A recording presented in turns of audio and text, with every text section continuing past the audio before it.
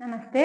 10ನೇ ತರಗತಿಯಲ್ಲಿ ಕಲಿಯುತ್ತಿರುವ ಕನ್ನಡ ಮಾಧ್ಯಮದ ಎಲ್ಲ ವಿದ್ಯಾರ್ಥಿಗಳಿಗೆ ಗಣಿತ ತರಗತಿಗೆ ಆತ್ಮೀಯವಾದ ಸ್ವಾಗತ.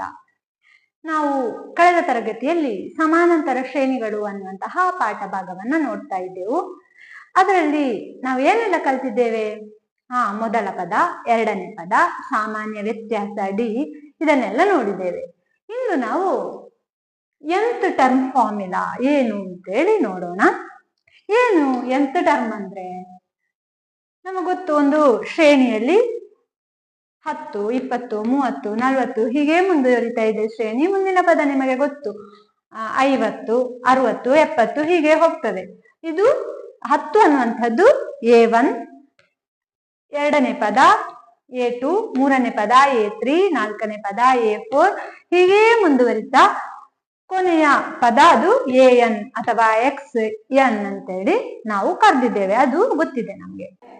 A25ನೇ ಪದ ಅದು ಎಷ್ಟು? A100, 100ನೇ ಪದ ಎಷ್ಟು? A75, 75ನೇ ಪದ ಎಷ್ಟು? ಇದನ್ನೆಲ್ಲ ನಮ್ಗೆ ಸುಲಭವಾಗಿ ಕಂಡುಹಿಡಿಲಿಕ್ಕೆ ಆಗ್ತದಾ? ಹೇಗೆ ಕಂಡುಹಿಡಿಬಹುದು? ಅದಕ್ಕೋಸ್ಕರ ನಾವು ಏನ್ ಮಾಡೋಣ, ಒಂದು ಹೊಸ ಸೂತ್ರವನ್ನ ಕಂಡುಹಿಡಿಯೋಣ. ಅದೇ ನೋಡಿ, ಇಲ್ಲಿ AN ಕಂಡುಹಿಡಿಯುವಂತಹ ಸೂತ್ರ. AN is equal to A plus N minus 1D. ಅಲ್ಲದಿದ್ರೆ ಇನ್ನೊಂದು ಸೂತ್ರ, XN is equal to DN plus F minus D. ಇದರಲ್ಲಿ ಯಾವುದಾದರೂ ಒಂದು ಸೂತ್ರವನ್ನ ನೀವು ನೆನಪಿಟ್ಟುಕೊಳ್ಳಿ. ಇದನ್ನಿಟ್ಟುಕೊಂಡು ನಾವು ಪದವನ್ನ nth ಟರ್ಮ್ ಅನ್ನ ಕಂಡುಹಿಡಿಯಬಹುದು. ಇಲ್ಲಿ ನೋಡಿ, ಒಂದು ಲೆಕ್ಕ ಇದೆ. A12 ಕೊಟ್ಟಿದ್ದಾರೆ, ಅಂದ್ರೆ ಮೊದಲ ಪದ 12, D ಸಾಮಾನ್ಯ ವ್ಯತ್ಯಾಸ 5 ಕೊಟ್ಟಿದ್ದಾರೆ. ಹಾಗಾದರೆ 21ನೇ ಪದ ಕಂಡುಹಿಡಿಯಿರಿ. 21ನೇ ಪದವನ್ನ ನಾವು ಕಂಡುಹಿಡಿಯಬೇಕು. ಹೇಗೆ ಕಂಡುಹಿಡಿಯುವುದು? ನಮಗೆ ಗೊತ್ತಿಲ್ಲ, ಒಂದು ಸೂತ್ರ ನೋಡಿ, AN is equal to A plus N minus 1D ಅಂತ ಹೇಳಿ. ಈಗ ನಮ್ಗೆ ಇಲ್ಲಿ ಎಲ್ಲ ಸಂಖ್ಯೆ ಗೊತ್ತಿದೆ, ಕೆಲವು ಗೊತ್ತಿರುವುದನ್ನಲ್ಲಿ ಬರೆಯುವ. A ಕೊಟ್ಟಿದ್ದಾರೆ 12 ಪ್ಲಸ್ N ಗೊತ್ತುಂಟು ನಮ್ಗೆ ಇಲ್ಲಿ 21 ಮೈನಸ್ 1, D ಕೊಟ್ಟಿದ್ದಾರೆ 5. ಮುಂದೆ 12 ಪ್ಲಸ್ ಇಲ್ಲಿ 20 ಆಯ್ತು ಇಂಟು 5. ಮುಂದೆ ಎಷ್ಟಾಗ್ತದೆ? 12 ಪ್ಲಸ್ 25 100 ಆಗಿದ್ರೆ ಉತ್ತರ 112. ಸರಿಯಲ್ಲ? ಯಾರಿಗಾದ್ರೂ ಬೇರೆ ಉತ್ತರ ಸಿಗ್ತದ ನೋಡಿ? ಹೀಗೆ ಮಾಡಿದ್ರ 12 ಪ್ಲಸ್ 20 ಎಷ್ಟು? 32 ಇಂಟು 5 160. ಹೀಗೆ ಯಾರಿಗಾದ್ರೂ ಉತ್ತರ ಬಂತ? ಇದು ತಪ್ಪು ರೀತಿ. ಮೊದಲು ನಾವು ಹೀಗೆ ಲೆಕ್ಕ ಮಾಡ್ಲಿಕ್ಕೆ ಬರುವಾಗ ಮೊದಲಿಗೆ ಗುಣಿಸುವಂತದ್ದು ಎಲ್ಲಿದೆಯಾ, ಮಲ್ಟಿಪ್ಲಿಕೇಶನ್ ಮಾಡೋದಿದ್ರೆ ಅದನ್ನು ಫಸ್ಟ್ ಮಾಡಬೇಕು, ಆಮೇಲೆ ಪ್ಲಸ್ ಮೈನಸ್ ಮಾಡುವಂತದ್ದನ್ನು ಮಾಡಬೇಕು. ಈಗೆಲ್ಲಾದ್ರೂ ಭಾಗಿಸು ಮಾಡೋದಿದ್ರೆ ನೋಡಿ, 52 ಪ್ಲಸ್ 50 ಭಾಗಿಸು 2 ಹೀಗೊಂದು ಲೆಕ್ಕ ಇದ್ರೆ ನಾವು ಹೇಗೆ ಮಾಡ್ಬೇಕು? 2 ಪ್ಲಸ್ 2 25 ಸಲ ಟೋಟಲ್ ಇಲ್ಲಿ 27. ಇದು ಸರಿಯಾದ ರೀತಿ. ಭಾಗಿಸು ಅಥವಾ ಗುಣಿಸುವಂತದ್ದು ಎಲ್ಲಾದರೂ ಫಸ್ಟ್ ಇದ್ರೆ ಅದನ್ನು ಮುಗಿಸಿ ಆಮೇಲೆ ಕೂಡಿಸುವುದು ಅಥವಾ ಮೈನಸ್ ಮಾಡುವಂತದ್ದನ್ನು ಮಾಡಬೇಕು. ಅದು ಇಲ್ಲದಿದ್ರೆ ಲೆಕ್ಕದ ಉತ್ತರ ತಪ್ಪಾಗ್ತದೆ. ಈಗ ಇದೇ ಲೆಕ್ಕವನ್ನ ಈಗ ನಮ್ಗೆ ಇಲ್ಲಿ A21, 21ನೇ ಪದ ಎಷ್ಟು ಸಿಕ್ಕಿತು? ಅದು 112 ಅಂತೇಳಿ ಸಿಕ್ಕಿತ್ತು. ಇನ್ನೊಂದು ಸೂತ್ರದಲ್ಲಿ ನೋಡೋಣ ನಾವು. XN is equal to DN plus F minus D ಅನ್ನುವಂತಹ ಸೂತ್ರ. X21 ನಾವು ಕಂಡು ಹಿಡಿಬೇಕು. D ಕೊಟ್ಟಿದ್ದಾರೆ 5 ಇಂಟು N 21 ಪ್ಲಸ್ F ಇಲ್ಲಿ ಕೊಟ್ಟಿದ್ದಾರೆ. F ಅಂದ್ರೆ ಫಸ್ಟ್ ಟರ್ಮ್ A, ಅದು 12 ಮೈನಸ್ D 5 ಎಷ್ಟಾಗ್ತದೆ? ಗುಣಿಸಿರೋದು ಫಸ್ಟ್ ಮಾಡ್ಬೇಕು. 5 ಅಂದ್ರೆ 5 5 10 ಪ್ಲಸ್ 12 ಮೈನಸ್ 7 12 ಮೈನಸ್ 5 7 ಟೋಟಲ್ 112. ಒಂದೇ ಉತ್ತರ ಬಂತು ನೋಡಿ. ಇದು ಎರಡು ಸೂತ್ರಗಳಲ್ಲಿ ಕೂಡ ಯಾವುದೇ ವ್ಯತ್ಯಾಸ ಇಲ್ಲ. ಇಲ್ಲಿ ನೋಡಿ ಎ ಅದಿಲ್ಲಿ ಎಫ್, ಇದು ಮೊದಲ ಪದ, ಎಫ್ ಅನ್ನೋದು ಮೊದಲ ಪದ, ಡಿ ಅನ್ನೋದು ಸಾಮಾನ್ಯ ವ್ಯತ್ಯಾಸ. ಎರಡರಲ್ಲಿ ಕೂಡ ಡಿ ಅನ್ನೋದು ಸಾಮಾನ್ಯ ವ್ಯತ್ಯಾಸ. nth ಟರ್ಮ್ ಇಲ್ಲಿ ಕೊಟ್ಟುವಂತಹ ಟರ್ಮ್ ಅದು ಎಷ್ಟು ಸಂಖ್ಯೆ ಕೊಡ್ತಾರೋ ಅದನ್ನು ಮಾಡುವಂಥದ್ದು. ಇದೆರಡೂ ಕೂಡ ಒಂದೇ ಸೂತ್ರ. ಹಾಗಾಗಿ ಯಾವುದನ್ನು ಬೇಕಾದ್ರೂ ನಿಮ್ಗೆ ಅದನ್ನು ಉಪಯೋಗಿಸಬಹುದು. ಯಾವುದು ಸುಲಭ ಅಂತ ಹೇಳಿ ಕಾಣ್ತದೋ ಅದನ್ನೇ ನೀವು ಉಪಯೋಗಿಸಿಕೊಳ್ಳಿ. ಮುಂದಿನ ಇನ್ನೊಂದು ಉದಾಹರಣೆಯನ್ನು ಗಮನಿಸಿದ್ವಿ. A1 210, D -7. ಹಾಗಾದ್ರೆ A21 21ನೇ ಪದ ಯಾವುದು ಅಂತೇಳಿ ಕೇಳಿದ್ದಾರೆ. ಹೇಗೆ 21 ಕಂಡುಹಿಡಿಯೋದು? ಆ ಸೂತ್ರವನ್ನು ಉಪಯೋಗಿಸೋಣ.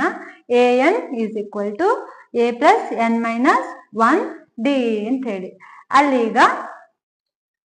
ಎ ಯ ಸ್ಥಾನ ನಮಗೆ ಗೊತ್ತಿದೆ 210 ಪ್ಲಸ್ n 21 ಮೈನಸ್ 1, ಡಿ ಇಲ್ಲಿ -7.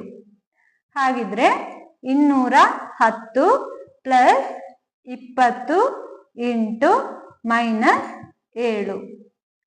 ಆಗ 210 ಮೈನಸ್ 140 ಅದು ಎಷ್ಟಾಗ್ತದೆ? 0 7 70 ಉತ್ತರ ಬರ್ತದೆ. ಮುಂದೆ ಇಲ್ಲಿ ನೋಡಿ, ಇದೇ ಫಾರ್ಮುಲಾವನ್ನು ಸ್ವಲ್ಪ ತಿರುಗಿಸಿ n ಪದವನ್ನ ಹೇಗೆ ಕಂಡು ಹಿಡಿಯುವುದು ಅಂತ ಹೇಳಿ ಒಂದು ಸೂತ್ರ. n = an - a divided by D plus 1.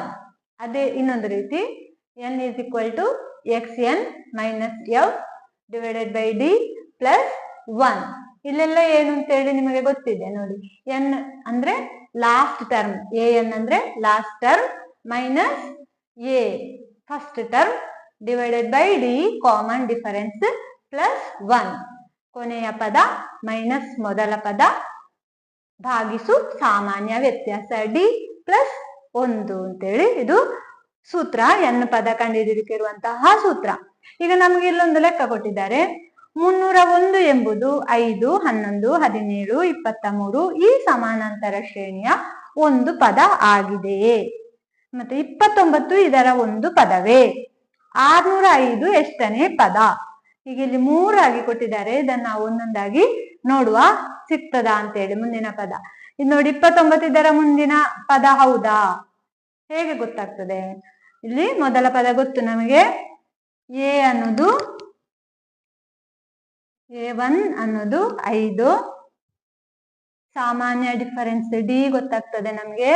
11 minus 5 ಅಂದ್ರೆ 6. ಮತ್ತೇನ್ ಕೊಟ್ಟಿದ್ದಾರೆ ನಾವೀಗ ನೋಡ್ಬೇಕು. 301 ಅನ್ನೋದು ಈ ಸಮಾನಾಂತರ ಶ್ರೇಣಿಯ ಒಂದು ಪದವೇ ಅಂತೇಳಿ ನೋಡ್ಬೇಕು. 29 ಇದರ ಒಂದು ಪದವೇ? ನೋಡಿ 23ರ ನಂತರ ಇಲ್ಲಿ ಎಲ್ಲ ಏನಾಗಿದೆ? +6 +6 +6 +6 ಆಗ್ತಾ ಹೋಗಿದೆ. 23ಕ್ಕೆ 6 ಸೇರಿದ್ರೆ ಎಷ್ಟು ಬರ್ತದೆ? 29. ಹಾಗಾಗಿ ಇದು 29 ಇದರ ಒಂದು ಪದವೇ ಅಂದ್ರೆ ಹೌದು. 29 ಅನ್ನುವಂಥದ್ದು ಈ ಶ್ರೇಣಿಯ ಒಂದು ಪದ ಆಗಿದೆ. ಇನ್ನು 301 ಹೇಗೆ ಈ ಶ್ರೇಣಿಯ ಪದ ಹೌದಾ ಅಲ್ಲವಾ ಅಂತೇಳಿ ನೋಡೋಣ. ಈ ಸೂತ್ರವನ್ನ ಹಾಕೋಣ. ಯಾವುದು? n = an - a divided by D plus 1. an ಗೊತ್ತು ನಮಗೆ. ಯಾವುದು? 301ನೇ ಪದವನ್ನ ಕೊಟ್ಟದ್ದು. 301 ಮೈನಸ್ a ಕೊಟ್ಟಿದ್ದಾರೆ 5 ಡಿವೈಡೆಡ್ ಬೈ ಡಿ ಎಷ್ಟು? 6 ಪ್ಲಸ್ 1. ಇದೆಷ್ಟಾಗ್ತದೆ? 301ರಿಂದ 5 ಹೋದ್ರೆ 296 ಭಾಗಿಸು 6 ಪ್ಲಸ್ 1. ಹೇಗೆ ಮಾಡೋದು? 296ರಲ್ಲಿ 6 ಎಷ್ಟು ಸಲ ಹೋಗ್ತದೆ? 296 ಭಾಗಿಸು 6 ಎಷ್ಟು ಬರ್ತದೆ? 6 4 24, 56, 6 9 54, 2 ಸಿಕ್ಕಿತ್ತು. ಇಲ್ಲಿ ಹೋಗುದಿಲ್ಲ, ಆಗ ಒಂದು 0, 6 ಇಲ್ಲಿ ಪಾಯಿಂಟ್, 6 3 18 ಭಾಗಿಸು 2 ಮತ್ತೊಂದು 0, 6 3 18 ಇದು 2 ಹೀಗೆ ಮುಂದುವರಿತದೆ 3 3 3 ಅಂತ ಹೇಳಿ. ಹಾಗಾದರೆ ಈಗ n ಪದ ಎಷ್ಟು ಸಿಗ್ತದೆ ನಮ್ಗೆ? 296 ಭಾಗಿಸಿದ್ದು 49.33 ಸಿಕ್ಕಿತ್ತು, ಪ್ಲಸ್ 1 ಅಂದ್ರೆ 50.33 ಅಂತೇಳಿ ಸಿಗ್ತದೆ. ಹಾಗಾದರೆ ಇದು 301 ಅನ್ನುವಂಥದ್ದು ಮುಂದಿನ ಪದವೇ ಅಲ್ಲ. ಯಾಕಂತ ಹೇಳಿದ್ರೆ ಯಾವುದೇ ಒಂದು ಶ್ರೇಣಿ, ಇಲ್ಲಿಗ ನಮಗೆ ಪೂರ್ಣ ಸಂಖ್ಯೆ ಸಿಗ್ಬೇಕು 29, ಹಾಗೆ 6 ಹೋದ್ರೆ 35 ಆಗ್ತದೆ. ಹಾಗೆ ಸೇರಿಸ್ತಾ ಹೋಗುವಾಗ ಡಿ ಗೊತ್ತು ನಮಗೆ 5 6 ಸಿಕ್ಕಿದೆ. ಡಿ 6 ಸೇರಿಸ್ತಾ ಹೋದ್ರೆ ಹೀಗೆ ಪಾಯಿಂಟ್ ಇರುವಂತಹ ಯಾವ ಒಂದು ಶಬ್ದ ಬಂದ್ರೆ, ಒಂದು ಅಂಕೆ ಸಿಕ್ಕಿದ್ರೆ ಅದು ನಮ್ಮ ಶ್ರೇಣಿಯ ಒಂದು ಅಂಕೆ ಅಲ್ಲ. ಹಾಗಾಗಿ 301 ಅನ್ನುವಂಥದ್ದು ಈ ಶ್ರೇಣಿಯ ಒಂದು ಪದ ಅಲ್ಲ. ಮತ್ತೆ ಇನ್ನೊಂದು ಕ್ವಶನ್ ನೋಡಿ, 605 ಅನ್ನುವಂಥದ್ದು ಎಷ್ಟನೇ ಪದ ಅಂತ ಹೇಳಿ ಇದೆ. ಹೇಗೆ ಕಂಡು ಹಿಡಿಯೋದು? ಸೂತ್ರ ನೋಡಿ, n is equal to xn minus f divided by d plus 1. ಅಂದ್ರೆ ಇದು ಹಾಕುವ xn ಗೊತ್ತು ನಮ್ಗೆ, ಎಷ್ಟು ಈಗ ಕೇಳಿದ್ದು 605 ಮೈನಸ್ f ಫಸ್ಟ್ ಟರ್ಮ್ ಅದು 5 ಡಿವೈಡೆಡ್ ಬೈ ಡಿ ಗೊತ್ತು ನಮಗೆ, ಎಷ್ಟು ಅದು ಡಿ 6 ಬಂದಿದೆ, ಡಿ 6 ಪ್ಲಸ್ 1 ಈಗ ಎಷ್ಟಾಗ್ತದೆ? 600 ಭಾಗಿಸು 6 ಪ್ಲಸ್ 1 ಅದೆಷ್ಟಾಯ್ತು? 600ರಲ್ಲಿ 6 100 ಸಲ ಹೋಗ್ತದೆ, 100 ಪ್ಲಸ್ 1 101 ಅಂದರೆ ಈ 605 ಅನ್ನುವಂಥದ್ದು ಈ ಶ್ರೇಣಿಯ 101ನೇ ಪದ. ವಿದ್ಯಾರ್ಥಿಗಳೇ, ಇಂದಿನ ತರಗತಿಯನ್ನ ಇಲ್ಲಿಗೆ ಮುಗಿಸೋಣ. ಮುಂದಿನ ತರಗತಿಯಲ್ಲಿ ಮತ್ತೆ ಭೇಟಿಯಾಗೋಣ. ನಮಸ್ಕಾರ.